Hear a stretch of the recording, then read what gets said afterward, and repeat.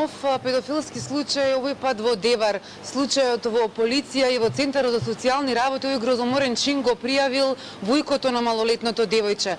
Полицијата поднела кривична пријава против деварчанецот за полов напад врз дете што не наполнило 14 години, потврдуваат од МВР, но за други информации не упатија во обвинителството. Оттаму пак потврдуваат дека осомничениот не е роднински поврзан со детето жртва, но што се случило, кога и како, детали засега не откриваат.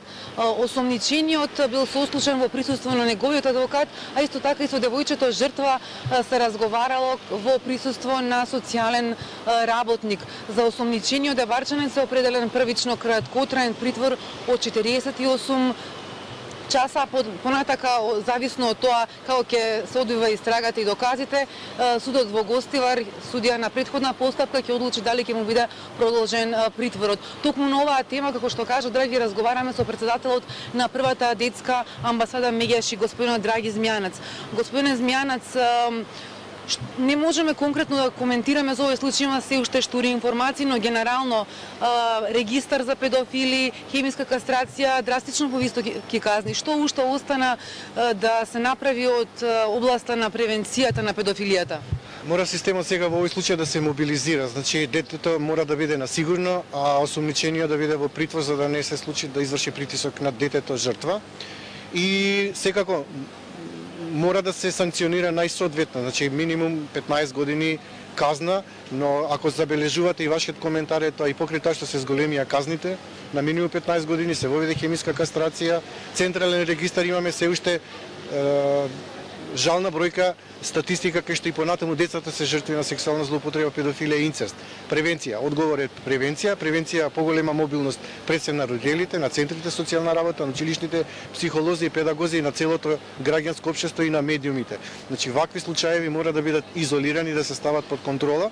Она што сметам дека во наредниот период мора да се случи за педофилија, секој кој е осомничен, односно осуден за педофилија, по напуштање на казната затвор мора да носи GPS алки, полицијата мора да биде точно да го детектира и лоцира кај се движи и мислам дека исто така Македонија веќе зрела како демократска држава да не дозволи застарување на делото сексуална злоупотреба на дете под 14 години.